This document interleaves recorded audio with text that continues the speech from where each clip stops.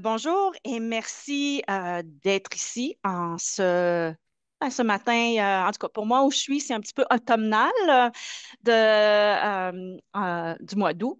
Alors aujourd'hui, la session, on va explorer le nouveau curriculum. On va vous donner un genre de carte pour vous orienter.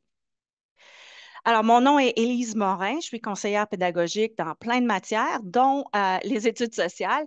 Et j'ai mis une petite note en dessous parce que je vais vous présenter énormément de matières. OK? Je veux juste vous dire ça parce que je veux que vous ayez des choses que, que vous pouvez utiliser quand vous allez commencer votre année scolaire. Mais n'ayez crainte, si vous voulez approfondir certains éléments, ben, vous pouvez communiquer avec moi ou avec le consortium et pour que je puisse faire des sessions avec votre personnel scolaire. Alors, on va commencer par une reconnaissance territoriale et j'ai eu la chance ben, je vis à Rocky Mountain House et un aîné de, de Rocky qui est métis m'a partagé cette prière qu'il a fait pour une cérémonie de citoyenneté. Et alors, il m'a dit que vous pouvez l'utiliser aussi si vous en avez besoin dans vos présentations ou quoi que ce soit. Donc, le son n'est pas à 100%, mais quand même, vous allez entendre du métif parce qu'il est métis. Et vous allez voir que vous allez comprendre beaucoup.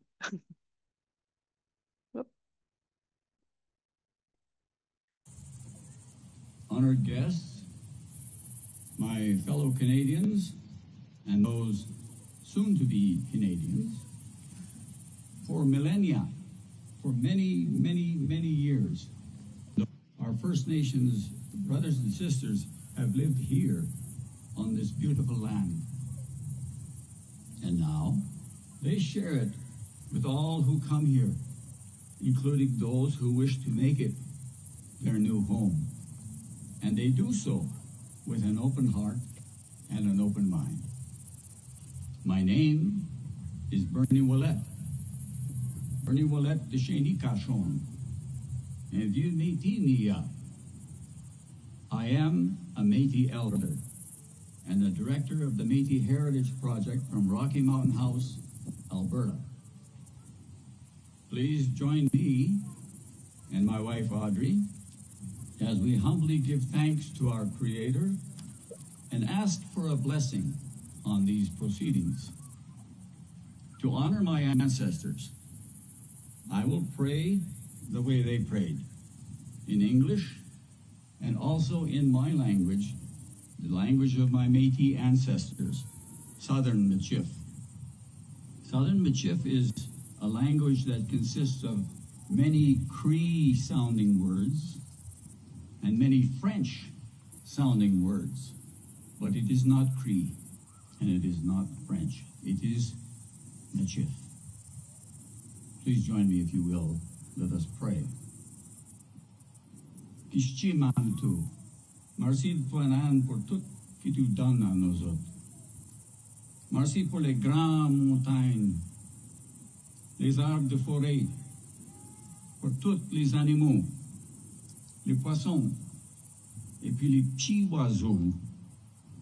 Thank you, Creator, for this wonderful day in this beautiful setting of the historical Bayou Ranch in southern Alberta. Kishchiayao, we humbly ask for your blessing on all those participating in this important, memorable, and meaningful ceremony of citizenship.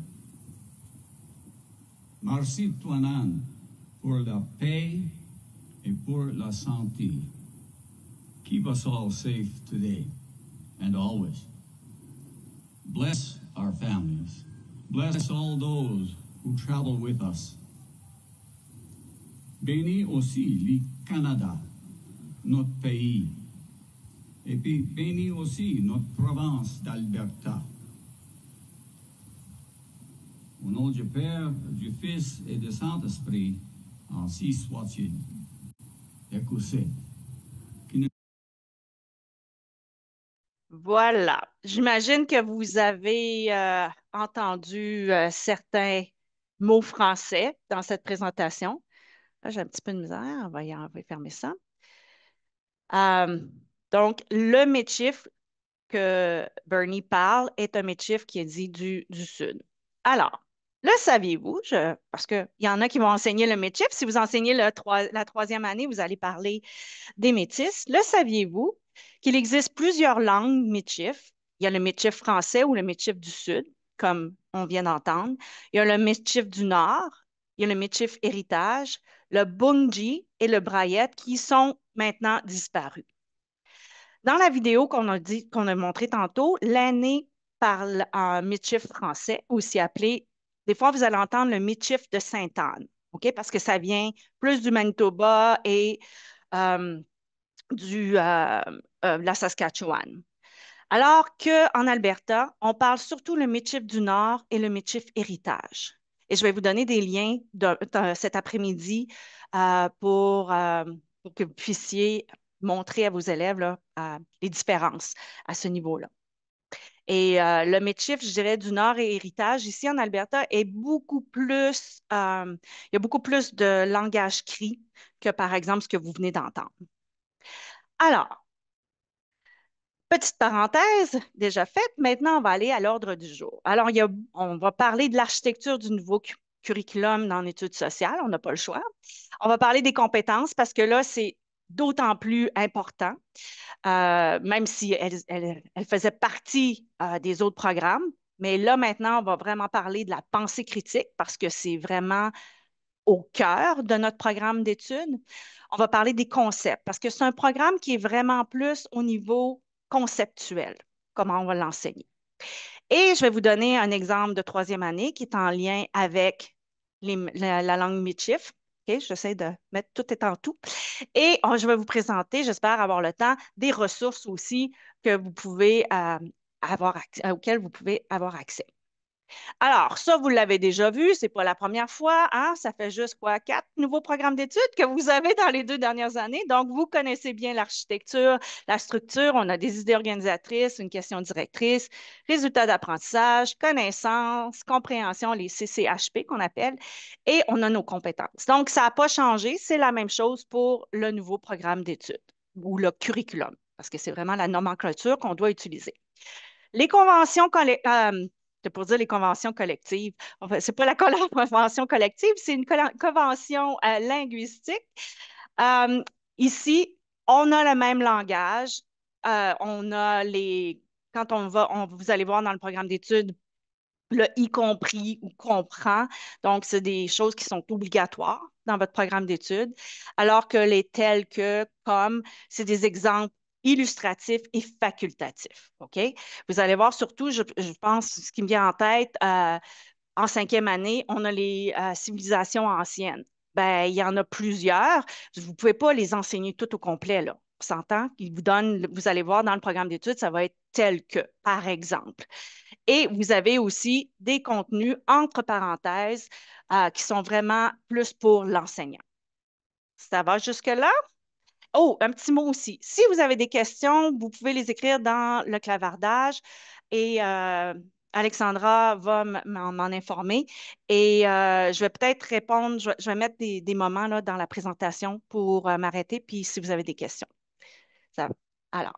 Donc, on a nos compétences, comme dans tous les autres programmes d'études. Si vous n'avez pas eu l'opportunité encore d'aller sur New Learn Alberta, vous remarquerez que l'interface a changé quand vous allez cliquer sur les nouveaux programmes d'études. Donc, ça va être plus comme ça. Vous avez maintenant, quand vous allez rentrer sur un curriculum, vous allez avoir directement le niveau que vous allez choisir. Vous pouvez choisir aussi multiniveau. Mais donc, pour simplifier, j'imagine pour les enseignants, par exemple, si j'enseigne en troisième année, je vais aller voir mon curriculum de troisième année. Donc, ça a changé un peu.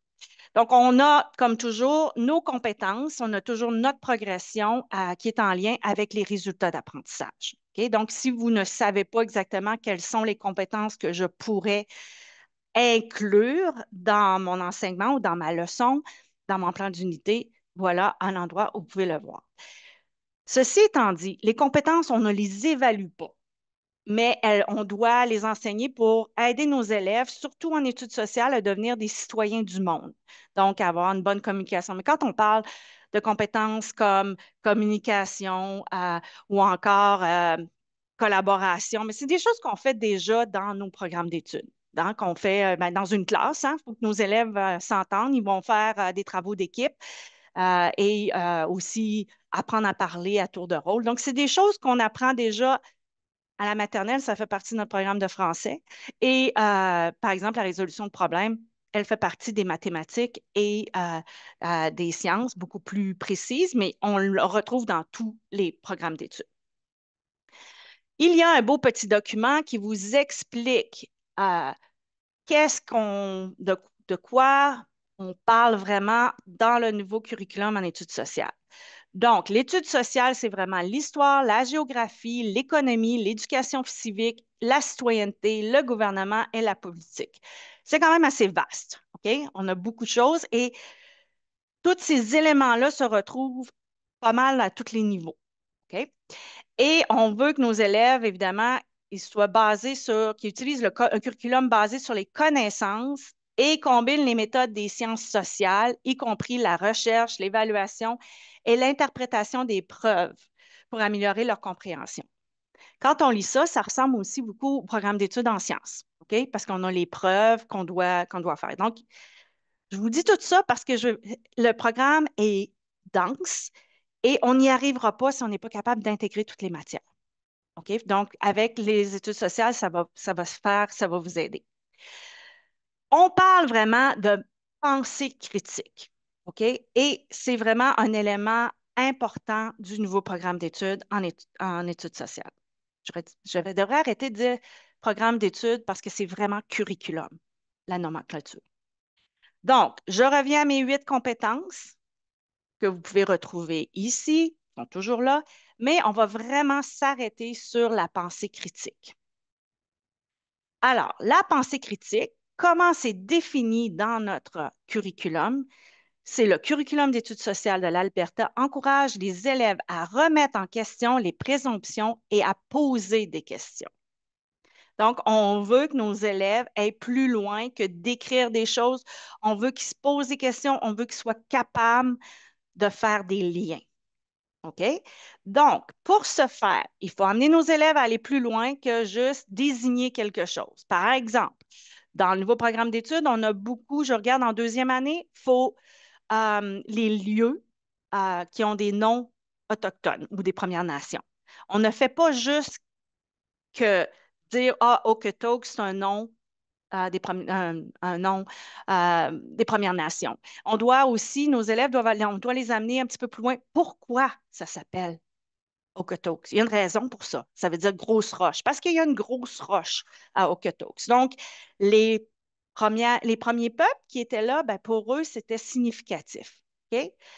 Et savez-vous, petit fait intéressant, que l'autre moitié de la roche d'Okotoks se retrouve à Rocky Mountain House. Quand même intéressant.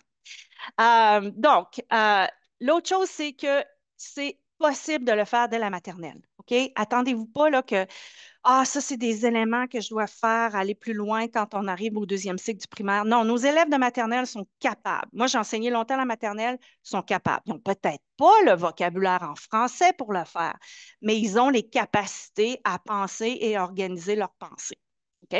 Donc, par exemple, si on pose on amène une discussion dont je disais sur Big Rock, la grosse roche, peux-tu me montrer sur cette photo le gros rocher qu'on appelle Big Rock? Donc, ça, c'est le premier niveau de questionnement que je vais avoir mes élèves. Ils vont désigner, ils vont montrer.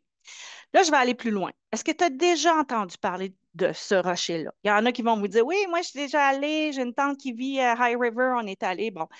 Et sais-tu d'où ce nom vient là? Donc, on va vraiment plus loin. On va leur aider à expliquer le sens de ce nom-là.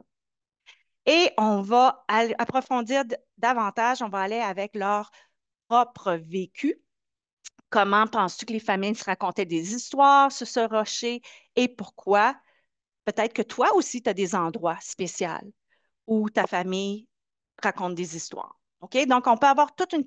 Donc, ce n'est pas que le nom, mais le nom peut nous amener beaucoup plus loin. L'autre point important, puis ça, là, je vais mettre beaucoup, beaucoup d'emphase là-dessus, qu'on soit en immersion, qu'on soit au francophone, le langage est hyper important.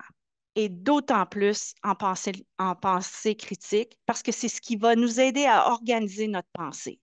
Le langage, ce n'est pas juste pour apprendre des mots de vocabulaire. OK? C'est pour nous aider à structurer notre pensée.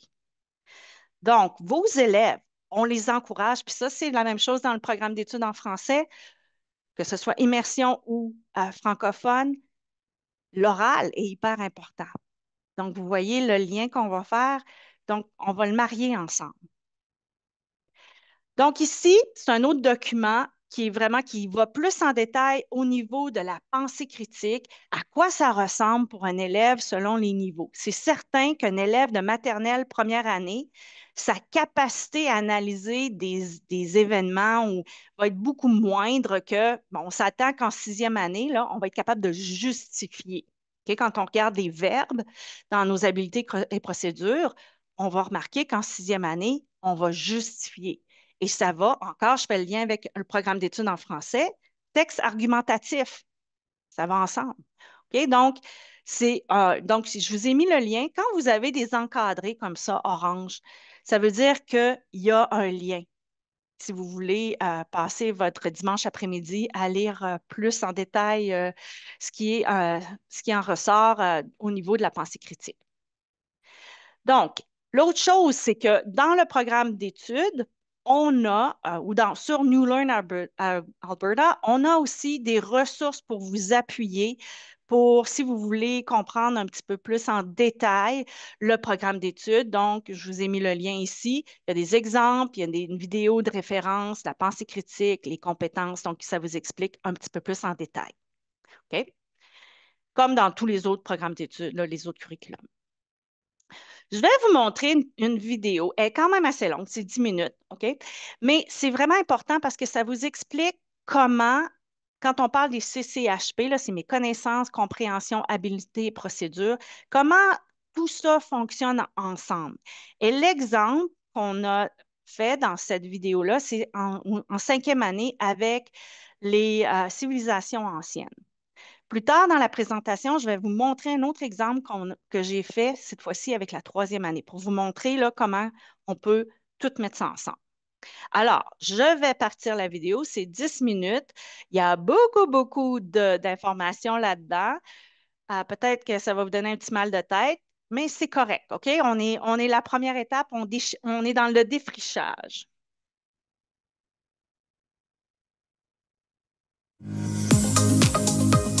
Ça va? Vous l'entendez?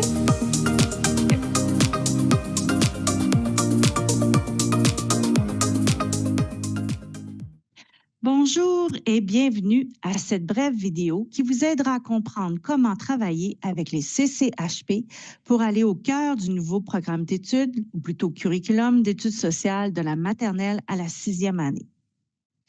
L'architecture du nouveau curriculum est la même que celle des curriculums déjà publiés.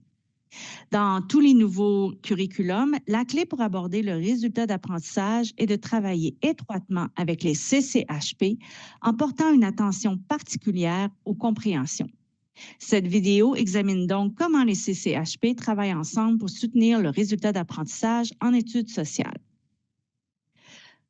Petit rappel, l'idée organisatrice est un énoncé de l'apprentissage dans une section donnée d'une matière ou d'une discipline. Les idées organisatrices sont conçues comme des catégories logiques qui communiquent les objectifs éducatifs de chaque section d'une matière. Les trois idées organisatrices dans le nouveau curriculum de la maternelle à la sixième année sont le temps et le lieu, les systèmes et la citoyenneté. Dans cet exemple de cinquième année, nous utiliserons l'idée organisatrice appelée système. Les questions directrices, quant à elles, sont issues de l'idée organisatrice et encadrent le résultat d'apprentissage. Les résultats d'apprentissage décrivent ce que les élèves doivent savoir, comprendre et être capables de faire à la fin de l'année scolaire.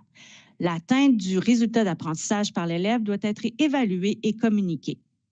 Chaque idée organisatrice comporte un ou deux résultats d'apprentissage.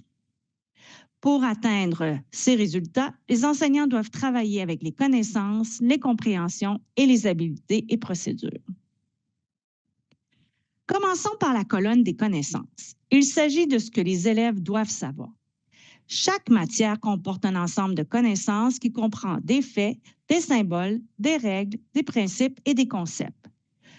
En études sociales, cette colonne contient de nombreux faits, mais aussi des concepts clés importants à comprendre. Fait à noter, les concepts sont différents des faits. Les faits sont des données précises et vérifiables. Par exemple, les commerçants de fourrure européens sont des immigrants venus en Alberta dans les années 1700, est un fait.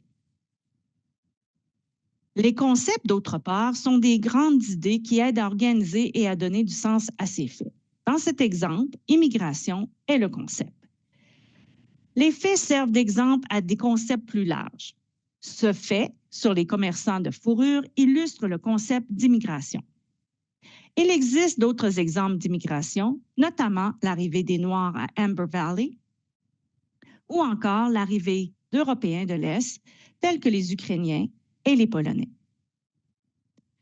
Dans cet exemple de 5e année, 3 concepts ressortent de la colonne des connaissances. Les avancées technologiques, les interactions et les transformations économiques. Les élèves peuvent apprendre ce que sont ces concepts et en donner des exemples. Cependant, le curriculum d'études sociales ne se limite pas à des faits et concepts isolés. Les élèves doivent ainsi comprendre des idées plus larges, ce sont les compréhensions. Comment les transformations économiques, les avancées technologiques, les interactions sont-elles liées? Voici un exemple de compréhension. Le progrès économique mène à davantage d'interactions qui, à leur tour, stimulent les avancées technologiques. On peut appuyer cette compréhension avec un exemple factuel. Dans les années 2020, les gouvernements ont investi en Colombie-Britannique pour soutenir la croissance technologique. Ce financement a permis la collaboration entre entreprises technologiques, universités, hôpitaux et agences gouvernementales. Cela a mené à des outils informatiques utilisant l'IA et à l'expérimentation de véhicules autonomes à l'aéroport de Vancouver ou encore à l'utilisation de l'IA pour aider les médecins à détecter des maladies. Les relations entre concepts doivent être logiques, significatives et appuyées sur des exemples factuels. Un autre exemple, les avancées technologiques, les interactions entraînent des transformations économiques. Les mêmes concepts sont liés différemment, ce qui produit une nouvelle compréhension. Par exemple, au Canada, les agriculteurs utilisent des technologies comme le GPS, les drones et des logiciels d'analyse de données. Cela leur permet de mieux surveiller les cultures et le bétail. Des événements comme des salons d'agriculture facilitent les interactions entre agriculteurs, chercheurs et entreprises technologiques. L'adoption généralisée de ces outils engendre une transformation économique, c'est-à-dire plus d'efficacité, de production et de croissance dans les régions rurales. En résumé, la colonne connaissances comprend des faits et des concepts individuels. Ces concepts servent de base à la compréhension. Comme le mentionne le cadre directeur du développement des nouveaux programmes, comprendre, c'est mettre en ordre logique et significatif des éléments de connaissance. Dans cet exemple, lorsque nous mettons en ordre logique des concepts issus des connaissances, nous obtenons cette compréhension. Les avancées technologiques et les interactions ont provoqué des transformations sociales, politiques, économiques et environnementales des civilisations et des empires.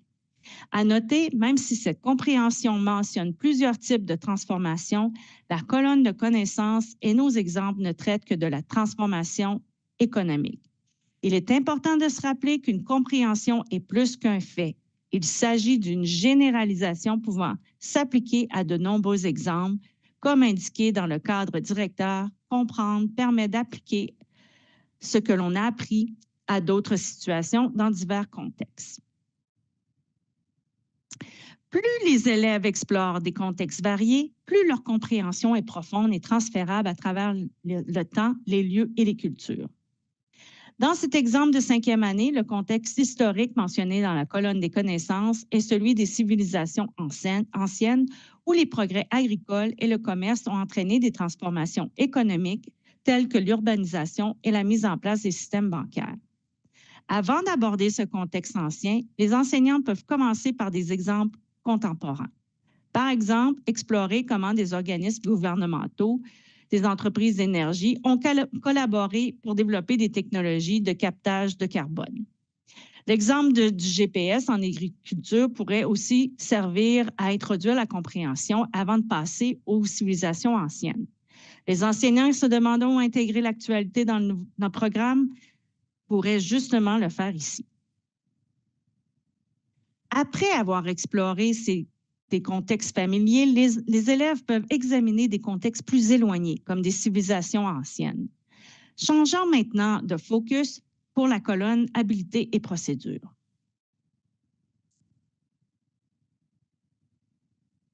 Les habiletés et procédures sont ce que les élèves font pour démontrer leur connaissance et leur compréhension. Ce sont des habiletés, méthodes, outils, stratégies et processus que les élèves développent pour atteindre le résultat d'apprentissage.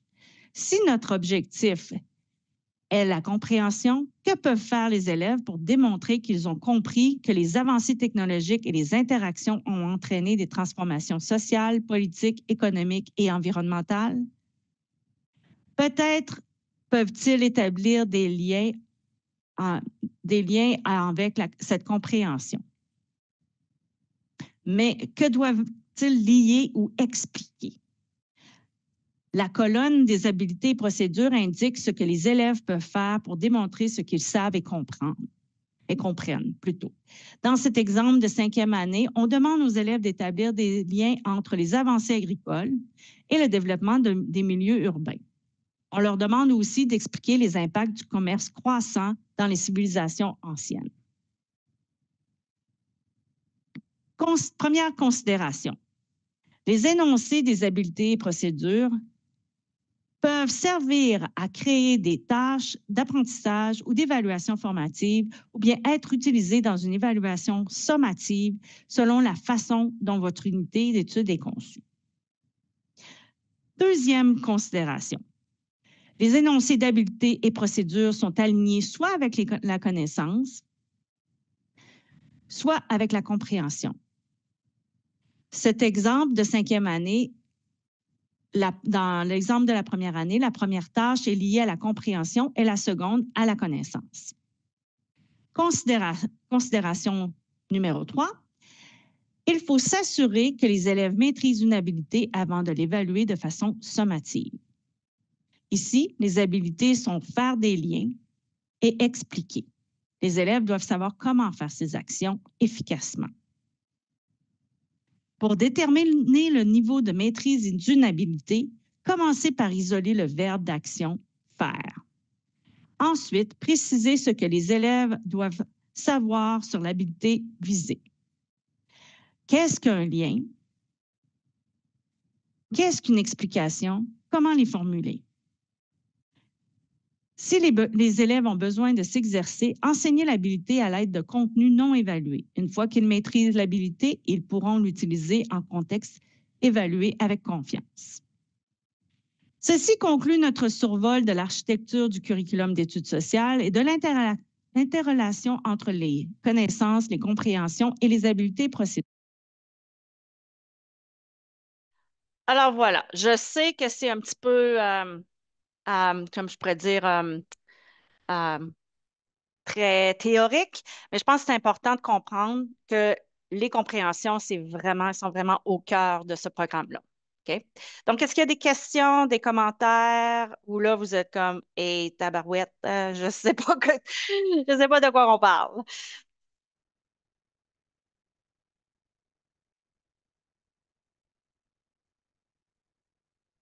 Ça va? Je poursuis. Oups, attendez. Alors, On a parlé dans la vidéo, on a parlé des concepts. Donc, il y a plusieurs concepts dans le programme d'études. On vous a sorti les concepts, OK? Et vous avez, si vous cliquez sur ce petit document, vous allez vous retrouver tous les concepts par niveau scolaire. Donc, on vous a fait une petite liste. Elle n'est pas exhaustive. OK? Je veux juste vous dire ça là, parce que en anglais, il y avait sorti 80 concepts. Si je vous donnais 80 concepts, probablement vous diriez, Oh my gosh, qu'est-ce que je vais faire avec tout ça? Hein? Alors, on a essayé de synthétiser le tout, mais ça ne veut pas dire que que je vous présente ici, qu'il n'y en a pas d'autres. OK? Mais on vous a sorti les plus généraux. Donc, par exemple, vous allez avoir ceux qui sont plus généraux par année scolaire. OK, en maternelle. Mais il y en a plusieurs qui, vous voyez là, il y a comme aussi, ça allonge d'une année à l'autre. OK? Si vous pouvez voir, là, je vais le mettre peut-être en plus grand, vous allez voir mieux. Donc, vous voyez, tu sais, maternelle, c'est certain là, qu'on n'en a pas 50 parce que déjà, c'est déjà des grosses. Tu sais, on parle de coopération, de partage et d'échange. Je veux dire, la maternelle, c'est ça, on apprend à être dans une société qui est un microcosme, qui est la classe. Donc, vous voyez ici, vous avez ça pour et jusqu'à la sixième année. Évidemment, la sixième année, on va beaucoup plus loin. Les concepts sont beaucoup plus en profondeur. OK? Ça, c'est des concepts généraux.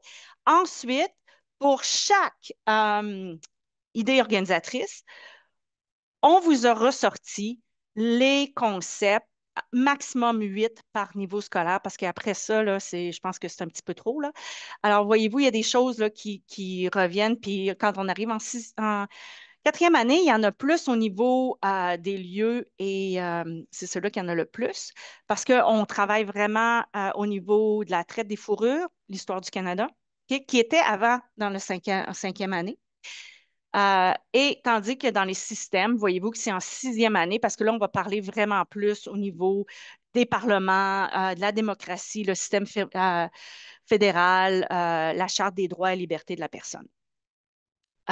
Et quand on arrive au dernier, oups, si je peux pogner le... Alors, qui est ici le dernier, c'est la citoyenneté. Encore là, on retrouve beaucoup plus d'éléments en sixième année que, par exemple, en maternelle. OK? Donc, voilà. Donc, ça, c'est un document que vous pouvez, au- avec lequel vous pouvez travailler ou vous référer. Je vais vous montrer cet après-midi comment moi, je l'utilise dans ma planification. OK? Puis, comme ça, vous allez voir comment ça peut faire du sens. Donc, je vais. Oups, j'ai manqué. Ah, voilà. C'est ça? Je suis à la bonne place? Ah oui, OK. Des fois, ça va trop vite. Dans la section, là, on a parlé des concepts, on le sait que les compréhensions sont super importantes. Dans le programme d'études, on a les habiletés et procédures. OK? Des fois, je veux revenir un petit peu sur mes concepts parce que vous allez voir qu'il y a des choses qui, des fois, il n'y a pas de, comment je pourrais dire ça? La cohérence, des fois, est plus difficile à voir d'un niveau à l'autre, puis même aussi à travers les idées organisatrices d'un même niveau. Donc, ça peut créer certaines difficultés, par exemple, à planifier ou de compréhension pour nos élèves. Donc, une façon de faire, parce que si on veut que ça aille bien ensemble, on va essayer, ça peut être d'utiliser différentes matières et d'approches disciplinaires. OK? Donc, moi, ce que je vous ai préparé, c'est une petite activité de troisième année. OK? Pour vous montrer comment on peut utiliser les habiletés procédures dans une matière et les résultats d'apprentissage et qu'on peut les marier à d'autres matières. Donc, je vous ai mis ici un exemple interdisciplinaire de la troisième année. Donc, voyez-vous tout ce qu'on peut travailler au niveau de la communication orale, parce que là, je vais vous montrer l'activité, on va la faire ensemble. Ça va faire du sens pour vous. OK? Donc, on a la communication orale, parce qu'évidemment, nos élèves en études sociales, il va falloir qu'ils parlent. Hein, c'est ça, on veut avoir des discussions, là. C'est le but de la chose. On va devoir leur enseigner un vocabulaire aussi, parce que c'est un vocabulaire de niveau de tiers 2 ou 3, parce on va leur donner un vocabulaire qui est beaucoup plus spécifique. OK? C'est hyper important de ressortir votre vocabulaire. OK? Puis, quand je dis vocabulaire, ça ne veut pas dire faut qu'ils le disent à l'oral, mais c'est surtout qu'ils comprennent. OK? Faites pas des dictées de mots. Je vais juste mettre un petit aparté là. Un dictée de mots, de vocabulaire, d'études sociales, des civilisations en première année. Oubliez ça, là. OK? C'est pas ça. C'est à l'oral. Puis la compréhension. C'est ça qui est important. Évidemment, on va travailler la phonographie. Évidemment, on va travailler la compréhension de texte parce que vous allez leur présenter des textes, soit qu'ils vont les lire de façon indépendante ou soit que vous allez les modéliser pour vos élèves et vous allez les aider à comprendre ces textes-là. OK? Évidemment, ils vont écrire aussi parce que vous allez leur demander, par exemple, en sixième année, de justifier leur réponse. Donc, vous pouvez leur demander de le faire à l'écrit. OK? En anglais, parce que dans cette activité-là, que je vous présente. J'ai même ajouté l'anglais parce que c'est troisième année, parce qu'on va travailler, on va comparer les langues, le Michif, le français, l'anglais et le cri. Vous allez voir pourquoi. Donc, ça va être intéressant de voir le vocabulaire parce qu'on va parler de vocabulaire. On va voir la phonétique, phonics, parce qu'on va voir l'écriture des mots. Et évidemment, le langage oral parce qu'on va dire ces mots-là en français, en anglais, en cri et en métif. Et ce qui va, le pivot de cette leçon-là, de cet exemple-là, c'est vraiment temps et lieu, l'idée organisatrice. OK? J'ai fait la même chose ici, ça c'est pour français immersion, mais la même chose ici pour français langue première, s'il y en a qui enseignent au niveau francophone. Donc, c'est la même chose et j'ai ressorti les éléments, les résultats d'apprentissage qui sont spécifiques à votre curriculum de français langue première. OK? Donc, allons voir la petite activité. J'ai, euh, alors, ça s'appelle Animaux en quatre langues, français, cri, métif et anglais. Vous avez accès au lien, vous pouvez l'utiliser, vous pouvez le partager avec vos collègues s'il y en a qui ne sont pas ici aujourd'hui, qui sont en troisième année. Donc, vous voyez ici, j'ai créé, c'est très détaillé. Vous avez des cartes avec les différentes langues, OK? Et vous allez voir, on va le faire ensemble. Je vous ai mis même un tableau pour les enseignants pour savoir en français, en cri, peut-être on va le mettre un petit peu plus gros, là, vous allez voir, les mots, OK, pour que vous sachiez de quoi on parle. OK? Et vous avez plein d'activités aussi qui sont expliquées et avec des liens aussi. Et finalement, différenciation même et une rubrique d'évaluation. C'est pas fin, ça, là? Alors, vous avez tout ça ensemble. C'est clé en main. Si vous voulez, vous pouvez l'utiliser. On va le faire ensemble. OK? Alors, on va faire une première activité. On va s'amuser. On va. La première étape de la leçon, c'est qu'on part de l'oral parce qu'on veut entendre la langue Michif. OK? Donc, on va écouter le nom d'animaux en Michif. Et ça vient du site métismuseum.ca qui vient le lien là-dedans, là, vous avez qu'à cliquer. Ils ont toute une bibliothèque sonore de mots Michif. Il faut s'entendre que ça vient du Manitoba, donc il y a peut-être des choses qui sont un peu différentes de l'Alberta, mais quand même, ça vous donne une idée. C'est un Michif qui est plus français, comme on a entendu durant la reconnaissance territoriale. Alors, est-ce que vous êtes prêts? Je vais tasser mes choses parce que je veux. Euh, oh non, c'est pas le bon que je voulais. Euh, attends une minute. Voilà.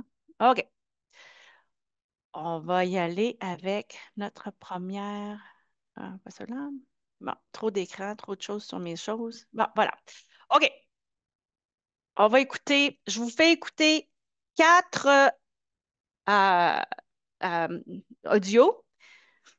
Essayez de deviner de quel animal on parle. OK? Vous ne le dites pas tout de suite, on va y revenir après les quatre écoutes. Ça va? Un chien. Un chien. OK. Deuxième. Oh non, Il est c'est pas le bon. baf. Non, c'est pas le Il est bon. baf. OK. Attendez une minute. Les bœufs. Les bœufs. OK. Troisième. La poule. La poule.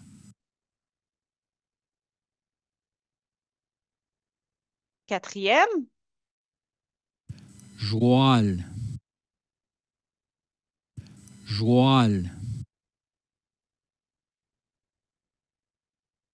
OK. Là, je ne vous vois plus. Fait que, hop, vous êtes ici. Bon. OK.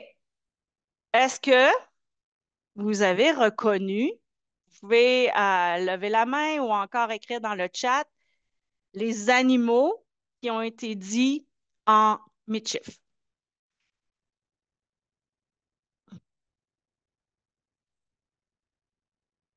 Alors, gênez-vous pas. Ah, on a déjà. OK.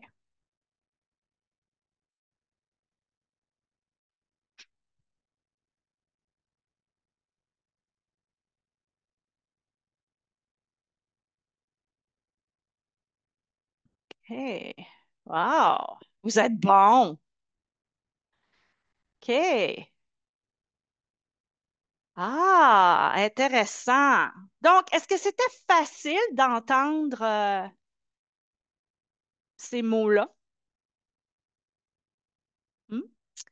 Donc, donc, je fais la première écoute. Je demande à mes élèves, là, c'est sûr que vous autres, vous êtes adultes, vous connaissez bien la langue, donc c'est plus facile de faire le lien.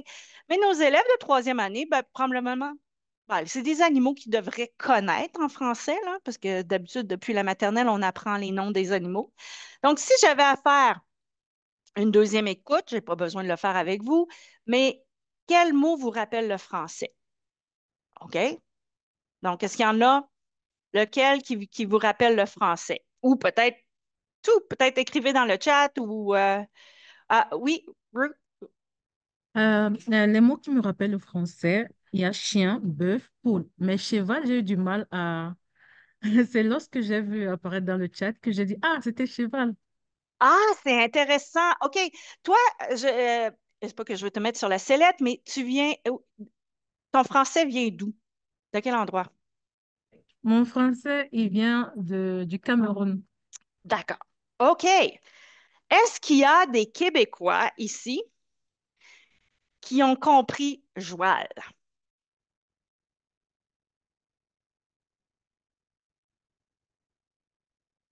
Est-ce qu'il y en a? Vous pouvez l'écrire dans le chat si vous ne voulez pas ouvrir votre micro. Ah, il y a quelqu'un qui a fait l'usage des articles. Oui. Oui, vas-y.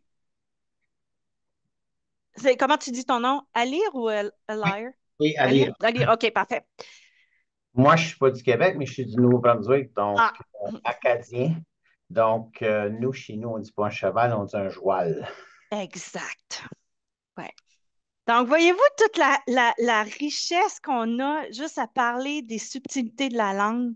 Alors là, on peut comprendre. Parce que moi, d'où je viens, dans ma région, puis d'ailleurs, la langue qu'on dit, le patois qu'on dit, par chez nous, on appelle ça le joual. Choual, cheval, joual. Parce qu'on fait des choix. Tu sais, comment on appelle ça en anglais, là, pas des diphtongues, mais des, en tout cas, on coupe des syllabes à l'oral. OK? Donc, c'est ça. Le joual, c'est pour ça que je demandais, Ruth, pourquoi c'était difficile pour toi? Parce que c'est ça. Parce que toi, tu n'avais aucune connaissance antérieure au niveau de ça. Oui, Eve. Oups, ton micro. Oui. Oui, moi aussi, je viens du Québec et moi, nous, on dit au Québec cheval plus que cheval. OK. Alors, cheval, j'ai pas, ouais, Ah, t'as pas fait le lien, toi? j'ai pas fait le lien non plus. Mais de quelle région tu viens du Québec? La rive sud de Montréal. Ah, OK. Ça se peut. Parce que moi, je viens de la rive sud de Québec, qui est proche de la Beauce, qui est proche du Nouveau-Brunswick. Donc, il y a les langues. Voyez-vous? Et là, en parlant de ça, là, je sais que c'est pas vraiment dans le programme d'études, mais voyez-vous comment on parle de territoire en même temps? La langue, c'est le territoire aussi. Ça va ensemble. Donc, puis là, quand on parle de métis, leur France, leur mid-chiffre est développée selon, parce qu'on va voir plus tard, avec qui ils se sont rencontrés. Ils ont rencontré qui? Ici, en Alberta, c'est surtout les cris. Les Français qui venaient d'ici, c'était pas Oui, il y a eu des Français là, qui venaient de la Nouvelle-France, mais c'était aussi beaucoup des gens du Manitoba. Donc, il y a tout ça qui fait que leur français était peut-être un petit peu différent. OK? Voyez-vous comment on peut avoir une discussion riche à propos, juste à entendre la langue. Maintenant, si je vous demandais, je vais vous demander d'écrire Ah, j'ai quelqu'un, ben je m'en viens avec ça. J'ai vu, s'il vous plaît, madame, puis-je avoir l'orthographe du mot équivalent au cheval? Ben, on s'en vient à ça, parce que oui, on fait le lien à l'écrit. Alors, chien, le chien. Essayez d'écrire dans le chat comment on écrirait le chien. Lit-chien. Je pense qu'ils disent lit-chien, parce que le devient lit en français. Ah, mais là, je veux que vous essayiez de me l'écrire en Michif. OK? Il faut savoir que le Michif n'est pas une langue écrite, c'est une langue orale. Donc, vous allez voir, il y a beaucoup de. Il y a rien d'obligatoire. OK? OK. Oh, c'est intéressant. OK. Tu sais, quand on parle là, d'orthographe euh, voyons, rapprochée ou quoi que ce soit, tu sais, c'est un exercice qui serait intéressant, là, juste faire ça. Donc, je vais vous montrer. OK, plein de monde a fait le chien Libeuf. Est-ce qu'il y en a qui savent comment, qui ont une idée comment on pourrait écrire Libeuf? Il y avait Libeuf. Puis essayez donc le joual. Ah oui, ça va être intéressant. Parce que savoir comment que les gens l'écrivent. Libeuf, OK. Joual, OK, Joual, OK. Intéressant. Ben, je vais vous le montrer. OK? Donc, les chiens, hein? C'est quand même surprenant. OK? Deuxième, les bœufs. OK? Ça se ressemble. Ah, la poule. OK? Les chevals. OK? C'est intéressant, hein? Fait que là, on va aller la prochaine étape. Là, je vais rapidement avec vous, là, mais tu sais, il y a plein de choses que je pourrais faire avec ça.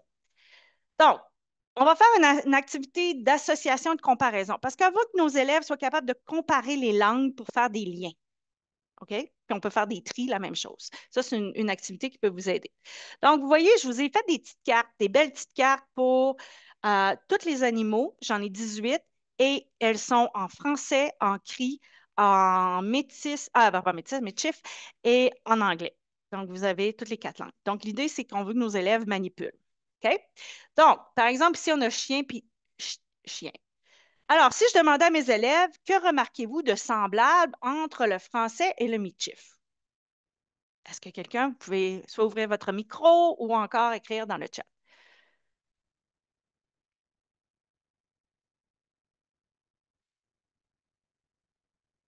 Je pense que là, Ah, dans chien, on a oui. le même son au début. Ch, le ch au début. Ah, OK.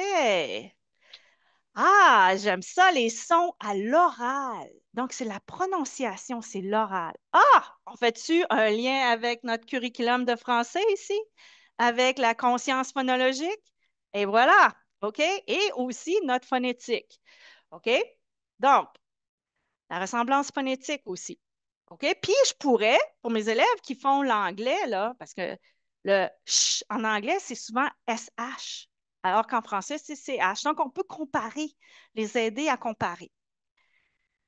Quelle carte semble la plus différente pour toi? Pourquoi? Donc, on pourrait demander, tu sais, mais ce serait intéressant de voir nos élèves qui sont anglophones, par exemple. Qu'est-ce qu'ils diraient, eux autres? Je ne sais pas. Peut-être qu'ils Je suis pas convaincue que tout le monde dirait chien comme écrit en français. Peut-être que pour nos élèves anglophones, ça fait plus de sens comment c'est écrit. Je sais pas. Une hypothèse que j'émets ici.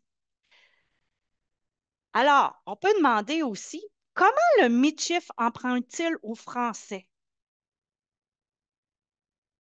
On en a parlé un peu. C'est, OK, si vous pouvez l'écrire dans le chat ou ouvrir votre micro.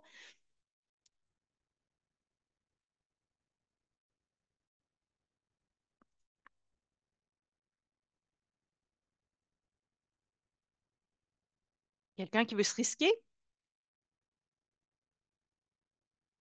Alors, je Oh, oui, oui. pense que c'est le même son à l'oral. Ah, les sons. OK, c'est vraiment au niveau phonétique. Et ce qui est intéressant, là, j'ai même pas parlé de l'histoire des Métis encore. Même pas parlé de comment cette langue-là, le métis est venu. Mais là, ça serait peut-être une belle façon d'expliquer. Ben oui, c'est vrai à l'oral, parce que à cette époque-là, les gens n'écrivaient pas beaucoup, étaient souvent illettrés, mais ils parlaient plusieurs langues. Donc, il y avait une rencontre entre, parce que c'est dommage que le programme d'études en quatrième année, on fait la traite des fourrures en quatrième année, où ça me semble que ça aurait été plus pertinent de faire ça en troisième année, puis de faire ça, le midship en quatrième année, mais quand même, c'est le fait que les voyageurs, qui étaient souvent européens, et les Amérindiens, les femmes surtout, se sont mariées et c'est comme ça qu'ils ont développé le midship parce que c'était les enfants qui parlaient les deux langues. C'est eux qui ont développé cette langue-là. OK? Donc, c'est pour ça que ça sonne pareil. OK? Et ça s'est développé au niveau de l'écrit. On pourrait refaire la même chose avec d'autres animaux, j'en ai 18. Et puis, on peut voir les régularités aussi qui sont là-dedans, qui ressortent. C'est quoi les différences? C'est quoi Donc, on peut faire la même chose avec les quatre langues. Et là, on pose des questions. Qu'est-ce qui est semblable? Qu'est-ce qui est différent au niveau des quatre langues? C'est intéressant. Il y a des affaires. Là, je vous ai mis ces quatre, le chien, mais il y en a qui sont pas mal pareils. Il y en a qui sont intéressants. Ah oui, lui que j'ai trouvé super cool, là, un hibou. OK? Comment pensez-vous qu'on dit un hibou en midship?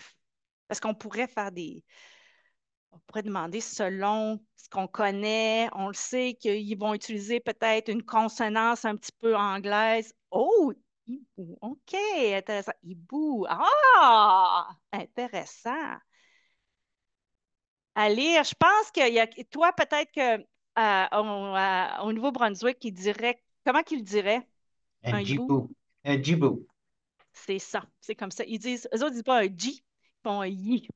C'est la différence. Ça pourrait être intéressant aussi de faire de la discrimination phonologique pour savoir est-ce que tu entends la différence entre le j et le y comme son initial. Parce que quand moi, quand un midship parle, il va utiliser le y. Y. Donc, et en anglais, on va utiliser plus le j. OK?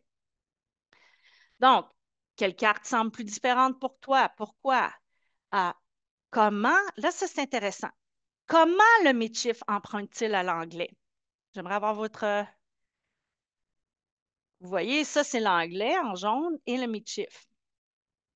Là, ce n'est pas un bon exemple. Mais quand même, pensez à l'orthographe.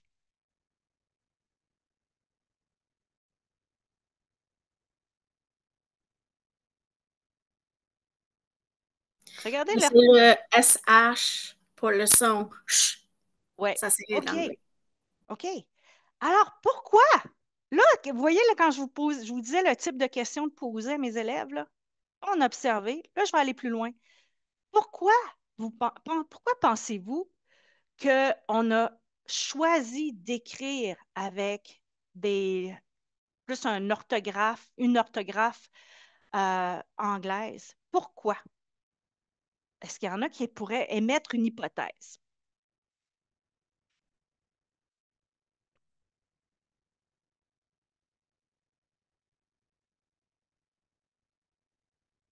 Hmm. Pensée territoire, pensée contact. Ah, langue universelle. OK, mais à cette époque-là, c'était pas vraiment la langue universelle quand le métier a commencé. Ben, ouais, pas vraiment, pas encore. Mais ça pourrait être une hypothèse. Oui, c'est une hypothèse qui pourrait se. Ah! colonisation anglaise, l'influence des Anglais en Alberta. Voyez-vous, c'est parce que, on va voir tantôt, quand on parle de concept, mais métis, il y a eu une rencontre entre les Européens et les Premières Nations, surtout les femmes. C'est comme ça.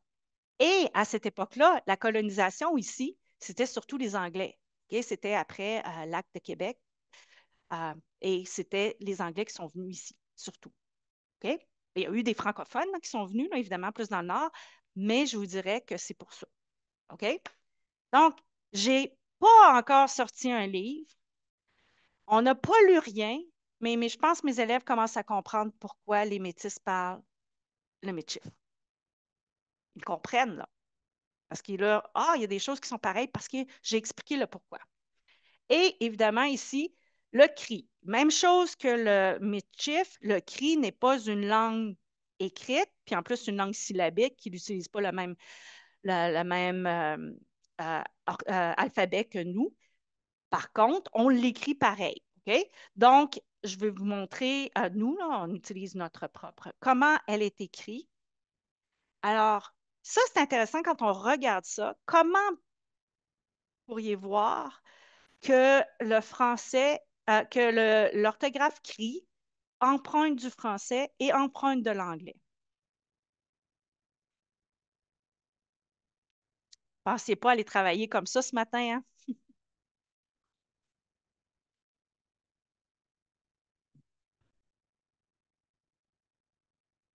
Regardez bien les mots, comment ils sont écrits.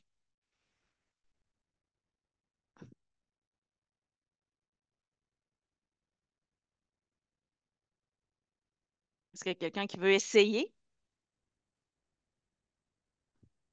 Ah, OK, on a les accents. Ah, donc les accents, ça viendrait d'où? Ah, oui. Nawal, j'ai vu que tu avais la main levée. Ben, moi, je voulais dire, quand j'essaie de lire le mot, j'entends l'article un. Un, Ah, i- un c'est comme un écureuil, un. hey, j'avais même pas vu ça, moi, comme ça. Anikawa, Comme Anikwaka. Hey, le l'article mot un. crie. Ouais. J'entends l'article un. Ah, OK. Intéressant encore. Parce que toi, ton français est plus européen, probablement. Je viens du Maroc. Ah, c'est ça. OK. Oui. Je vais au Maroc, de toute façon, pas d'en appart, Oh. à la fin du mois de septembre.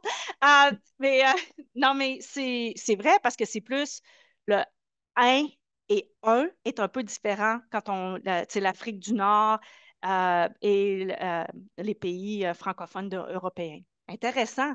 Encore là, on parle de différences langagières, OK? De façon dont on parle le français. Mais moi, je ne l'avais pas vu comme ça. OK, il y en a qui ont mis les accents qui viennent du français. Y aurait-tu quelque chose qui viendrait de l'anglais?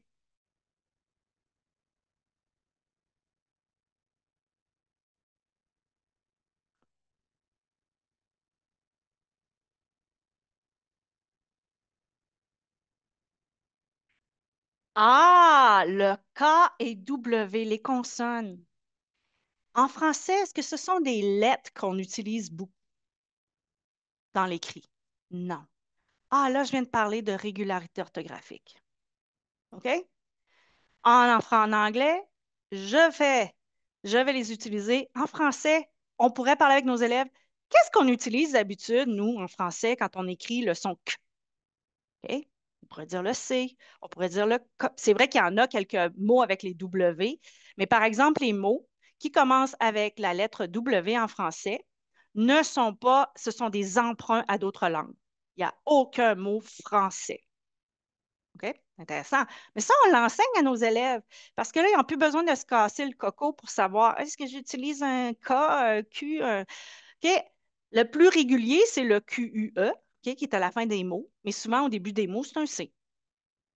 OK? Donc, voilà, vous avez fait une autre petite leçon en même temps. OK? Donc, ça, c'est une autre façon. Ah, là, je vous montre les liens, comment dans cette leçon-là, parce qu'il y a plusieurs leçons, on met toutes nos CCHP ensemble. OK? Donc, on a parlé, on se souvient dans nos concepts. OK? J'ai utilisé mes concepts. Diversité albertaine, culture métisse. C'est mes deux concepts. Mon fait. c'est que les Métis parlent plusieurs langues, dont le métis français, parce que c'est plus ce que je vous ai montré. Mais il y a un autre fait. Il y a les habitants ici qui vivaient bien avant les Européens, c'était les Premières Nations. Et selon où vous étiez, où vous habitiez, mais il y avait beaucoup de cris, surtout. OK? Il y a eu des Blackfoot, tout ça, mais je dirais que le métis est surtout emprunté des cris. Il y a Ojibwe aussi, mais plus du cri. Donc, il y a eu la rencontre avec les Français et avec les Anglais. Mais je dirais que de façon générale, c'était surtout les Français, si on regarde l'histoire, qui ont été les coureurs des bois, qui travaillaient pour les compagnies du Nord-Ouest ou encore de la baie du Thon. La baie du Thon, c'est surtout, il y avait aussi beaucoup d'Écossais qui sont venus et eux autres ne sont pas venus pour s'établir. Les Français, ils sont venus pour découvrir. Donc, ils se sont promenés partout. Puis, quand tu mets une gang de jeunes de 21 ans, de jeunes hommes, pendant quelques mois dans un bateau, puis que tu vois des jolies demoiselles quand tu arrives sur la Terre, ben, je veux dire, évidemment, ben, il y a des unions qui se sont créées. Donc, c'est ça qui a créé la nation métisse. OK? Donc, si on prend l'exemple encore, c'est l'interaction entre les Premières Nations et les Européens, surtout les Français et les Anglais, à travers des unions, des mariages, qui a amené la population à se diversifier et à créer une autre langue, qui est le Michif. Okay? Mais j'aurais dû dire d'autres langues parce qu'il y a plus qu'un Michif. Donc, quand on va dans nos connaissances, les Métis, ça vient du curriculum. Les Métis qui habitent les prairies, y compris l'Alberta, parlent diverses langues, y compris le Michif. J'ai coché ça. On a parlé de ça. Et on a en plus parlé des compréhensions. On a compris que les Premières Nations, ils ont contribué à l'identité albertaine. Ils étaient là. OK? Et les Métis ont une culture et une histoire distinctes qui contribuent à la diversité et l'identité de l'Alberta, parce qu'on a parlé. Là, ce serait plus mon activité d'initiation à la culture Michif. Puis après ça, j'irais plus en profondeur à expliquer l'histoire, puis où est-ce qu'ils habitent en Alberta. Et on a aussi la population francophone qui était ici, et on avait des colons qui sont venus coloniser. Ça, je pourrais faire une belle petite activité de morphologie. Colon, coloniser. C'est le même mot et ce qui veut dire, donc, le verbe, tout ça. Donc, voyez-vous tout ce que je peux faire avec une petite activité. OK? Ça va? Est-ce que c'est clair?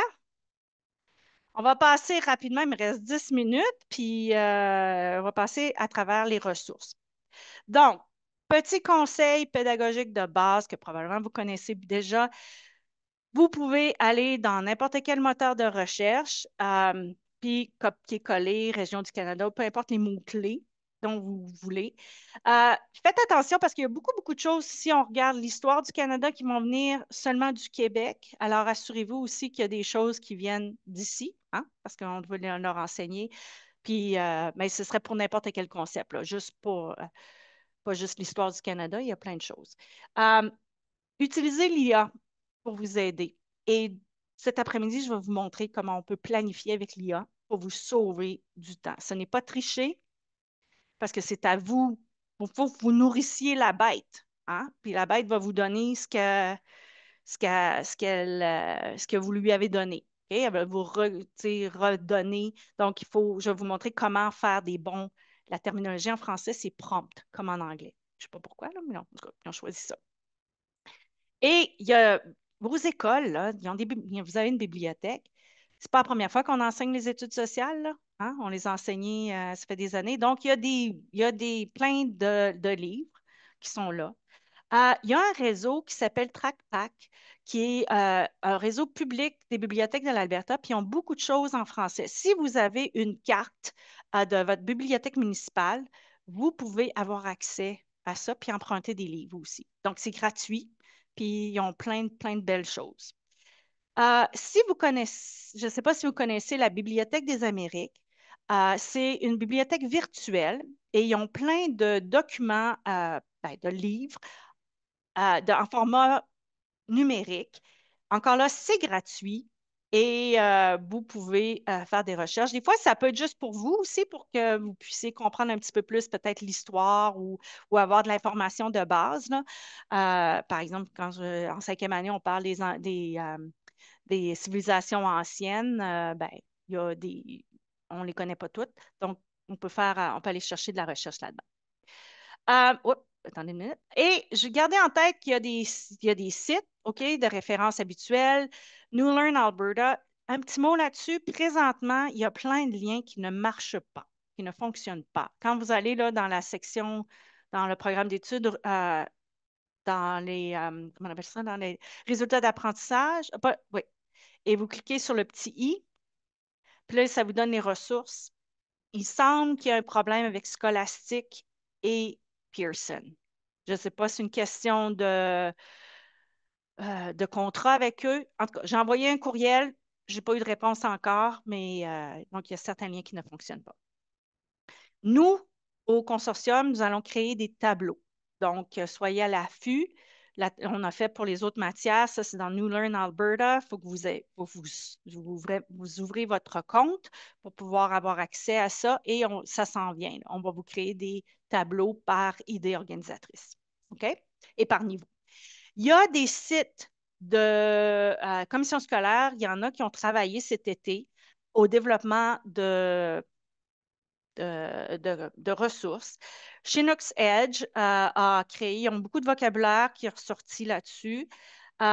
Foothills, je sais qu'ils ont travaillé cet été. Je suis en contact avec eux pour voir quand est-ce qu'ils peuvent partager leurs choses avec nous. Donc, ça va venir aussi. Edmonton Public, ce que j'ai entendu dire, c'est qu'il y avait un contrat avec le gouvernement qui allait créer des ressources pour vous soutenir en études sociales. Calgary Catholic a fait un beau tableau avec des livres que vous pouvez utiliser par rapport à certains. C'est de maternelle à troisième année. Ils ont fait et en français et en anglais. Donc, vous n'avez qu'à cliquer. Edmonton Catholic ont aussi une belle progression. C'est en anglais seulement présentement, mais quand même. Ouais. Là, je viens de voir que j'ai mis 2 fois Foothills, mais en tout cas. Et finalement, évidemment, sur le site de APLC, il va y avoir une trousse qui va être mise et avec plein de documents qui vont être là-dedans aussi. OK? D'autres sites.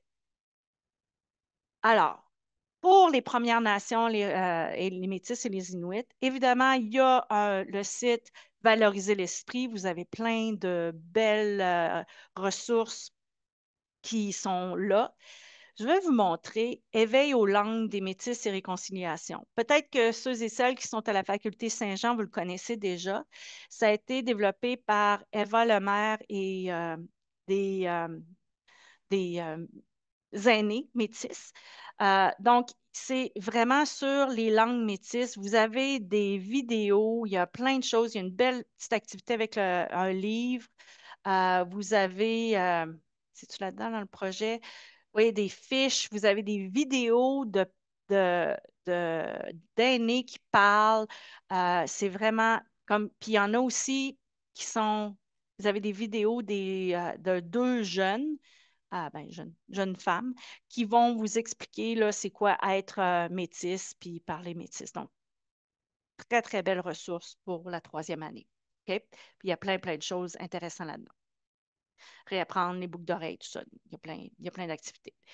Euh, le site dont je vous ai parlé tantôt, où je vous ai fait entendre les mots en méchif, c'est là. Il y a une trousse Premier Peuple qui vient du Musée de la civilisation du Québec. Super bien fait. Ils ont plein d'artefacts aussi que vous pouvez montrer à vos élèves. C'est de partout au Canada. Rupert's Land Institute, ils ont des ressources vraiment incroyables surtout là, sur les métis. Et il y en a en français aussi. Et je vous ai mis un lien pour la chanson, c'est une chanson dans les années, début des années 2000, de Chloé Sainte-Marie qui s'appelle Mishapa Nitassinan. Et c'est une chanson tout ce qu'elle fait, c'est qu'elle récite des noms d'endroits qui ont le nom euh, de la Première Nation. Donc, c'est partout en Amérique du Nord. Donc, ça pourrait être intéressant, là. Je pense en deuxième année, il faut qu'on fasse le lien aux premières années avec les liens, juste d'entendre. Puis, il y a une vidéo qui va avec ça. Euh, les francophones, il y a plein de choses qui existent, OK? Donc, ce livre-là, vraiment, là, il est super bien fait, là. Peut-être votre bibliothèque, là, parce que c'est quand même assez vieux. Vous avez un lien ici. Et le Centre-Nord, le Conseil scolaire Centre-Nord francophone, travaille à développer des ressources sur les francophones. Donc, vous allez avoir accès à ça aussi. Et si ça vous intéresse pour vous, pour votre propre développement professionnel, euh, d'entendre différents accents du Québec, alors il y a une balado, comment tu dis ça? Et c'est vraiment bien fait. Puis, ça parle aussi du développement de la langue. Alors, je vais rapidement. Alors, ici, histoire, géographie, gouvernement du Canada et de l'Alberta, vous avez plein de ressources ici. Euh, je vous suggère, si vous voulez, pour votre propre connaissance, les livres de Serge Bouchard. C'est une trilogie. Elles ont fait l'Amérique, ils ont couru l'Amérique et ils étaient l'Amérique qui était sur les Premières Nations. Fantastique. Vous allez apprendre énormément sur l'histoire du Canada. Si vous préférez format audio et vous voulez en savoir plus, il y a longtemps, mais sur audio, il y a la balado de Remarquables oubliés. Et je vous ai mis plein de sites là, où vous pouvez trouver des choses intéressantes. Même chose ici, je vous ai mis quelques petites activités. Je ne sais pas s'il y en a qui se rappellent à l'époque, il y a longtemps, moi quand j'étais jeune, là, je suis vieille, là, ça s'appelait Il était une fois l'homme, là, c'était le monsieur barbu, là, il avait les cheveux, puis en tout cas, ben, il y a plein de choses. Si on parle des civilisations anciennes, ça pourrait être intéressant. Et vous avez Univers social au primaire, ça vient du Québec, mais de superbes ressources. Même chose au Limier. Le Centre Franco, la même chose. Si vous faites une recherche sur eux autres, c'est l'univers social, c'est vraiment bien fait, mais il faut s'assurer que ça va avec notre programme d'études. Et finalement, ben, vous avez aussi la bibliothèque de l'ATA, qui ont plusieurs choses. Critical Thinking, super bien si vous voulez travailler des aspects de la pensée critique. Ça aussi, un livre qui est gratuit pour travailler la pensée critique. Moi, j'adore travailler la philosophie au primaire. Donc, c'est quelque chose que si ça vous intéresse. Et il y a des livres aussi là, dont je vous parle. Voilà, hey, j'ai fini une minute. Je suis fière de moi. OK, est-ce qu'il y a des questions, des commentaires?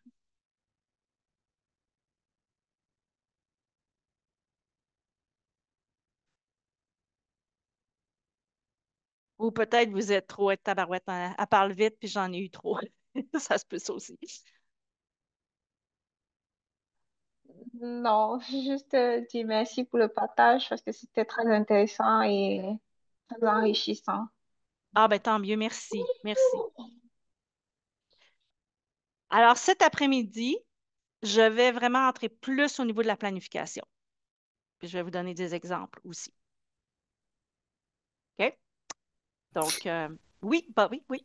J'ai remarqué aussi, Elise, quand nous avons parlé la différence entre les langues, comme le métif, l'anglais, le français, tout ça, si quelqu'un a déjà fait un peu euh, l'étude de leur famille, Mhm. on va voir comment les noms famille ont changé depuis que nous sommes venus de n'importe où.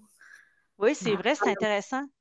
Oui, ouais. parce que c'est en quelle année? Parce que dans une année, c'est en première année, ma famille, ma communauté. Donc, ça pourrait être quelque chose qui serait intéressant. Bonne idée. Voyez-vous, donc moi, je vous donne une idée. Vous autres, vous partez avec ça. Alors, ben, j'espère vous voir cet après-midi. Puis, ben, sur ce, bonne, bonne fin de journée. Ben, à cet après-midi peut-être.